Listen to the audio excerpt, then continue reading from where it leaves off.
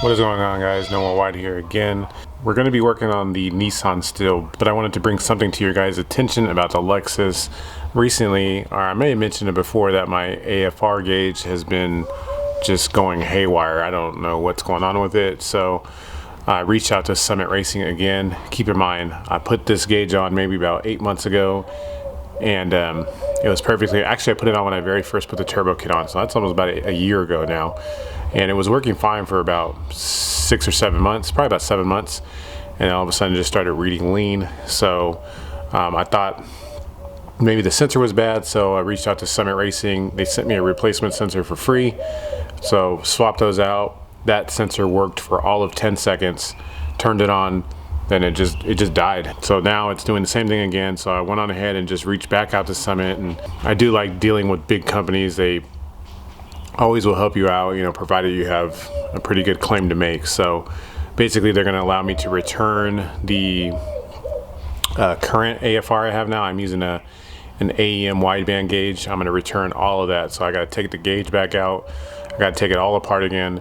And then I actually just went on ahead and bought an innovative wideband kit. It also has pretty good reviews, just like the AEM one did. But unfortunately, the AEM one failed. And some people say that this innovative one is also going to fail, but I don't know. All I can do is just try, and I don't really need some, you know, big fancy one that's like $300 or $400, because I'm not going to use any of the features on it. I literally only have this gauge for the, like, a redundancy thing. Like, I already have a wideband that's feeding the EMU. This wideband is simply to go to a gauge. It's not controlling anything. I just want to see what the AFR is on a gauge, so I can just see it as I'm driving. So let me show you guys what this one is doing, and then I'll go on ahead and just install the other one. I'm not going to run through how to install it, but I'll show you guys at least what it looks like when I get done. Yeah. Every time, get the key, stick the key on here, turn it on. You know, it has its normal startup, and it reads all right, and it does everything it's supposed to do usually, and it's reading 12.4 now. But if I start it, or in the case right there, it literally just goes straight lean and it starts tripping out like this. If I start it, you know, it might read something for a little bit. And at first I thought the car was going really lean at first, but then I double checked on the EMU software and it's not lean at all. It's actually perfectly fine. So I don't know, this is just what happens. So now I just drive around with a gauge that is pegged lean and reading nothing. I checked the power wire, I checked the ground wire, I redid all that, unplugged the gauge, I plugged it back up, still doing the same thing. So unfortunately I'm gonna have to pull all this back out now and go on ahead and install the other gauge. But let me show you the other gauge that I got. All right, so this is the kit I bought. Like I said, it is innovative Motorsports. I think this one was about 200 bucks, and the AEM, I had just the AEM normal wideband kit. That kit was like $180. So in case you guys want to know which one this is, I'm gonna try MTXL Plus Digital. Comes with 8 feet of cable. Don't think I'm gonna need that much, but the other one had 3 feet, and I don't think that was long enough. So this is the cable it comes with here. And then this is the gauge itself. Looks pretty, oh, got it upside down. Looks pretty good. And it is the same diameter, so fortunately it should be able to fit in that custom gauge pod I had made. It should be able to fit in there. And it comes obviously with the power and the signal and the ground wire. And it has a few other connectors that I know I'm not going to use all of them. It does have a different bezel, silver. I'm going to use a black one that's on there. And then it also has a old school, like I don't know, VGA or data link comm kind of cable. I don't know what you call that. And then there's also a bung it comes with if you wanted to weld in a bung to a downpipe or an exhaust or a header or whatever, but obviously I don't need to do that. I'm just going to take the one that's in there now and then just go ahead and install this new sensor in there, which this is a Bosch 4.9, just like the other ones that's in there now. So really don't know why it failed. The one from the EMU is also a Bosch 4.9, and that one's doing just fine. So I really think that AEM, I don't know, their quality lately just seems to have gone downhill. But anyway, let me get this one installed. I'll show you guys what it looks like. All right, I got the new gauge installed. looks great. It's working perfectly fine. The face of the gauge is a lot bigger, but that's all right. So hopefully this one lasts a little bit longer than the other one, but I don't know, we'll see. But it's enough messing with the Lexus. Let's go ahead and get back to the Nissan. Today, I'm gonna wrap up this rear subframe. I'm gonna get everything back and installed onto the car, because I know I've dragged this out for now 3 videos and really it's not that exciting, so I apologize for that. But to whoever's watching, thanks for watching and thanks for sticking it out. So I went on ahead and brought the whole subframe outside because I am going to have to burn out these subframe bushings and beat them out, and I'm not looking forward to it. It wasn't fun to do all the other ones, but as you can see, I do have everything back together. All the new bushings are installed into the knuckles, and as I mentioned before, I did have another set of traction rods. These are just some Megan Racing S14 traction rods that I just had laying in the storage. I went on ahead and tossed those in, so obviously now everything over here has a spherical bearing or bushing, if you want to call it that, in here, in there, and down where my tow rod goes in. All those are all pretty much solid mounted. Now these out here have polyurethane GK Tech. Went on ahead and put on some new wheel bearings. Well, I mean, the hub is still the same, but the bearing itself is, you can see, brand new. Got some new Moog lower ball joints in. Now I will say on this, guys, on the S13s, pretty sure Nissan doesn't make these ball joints anymore. You can go on ahead and use a, I believe it's a B13 and B14 ball joint, like from Essentra. Those work just fine. I'll try and find the part number, if you want to ask in the comment section below what the part number is. I think it's K9633. But anyway, that's what I'm using. Got some new ball joints in there on both sides, obviously. And so yeah, just gonna go on ahead and get these bushings out. Best way to get the bushings out is to burn them. Got 4 little campfires going. So this diff over here on the left side is a Z32 NA Z32 diff. As you can tell, looks exactly the same. This is a stock S13 diff.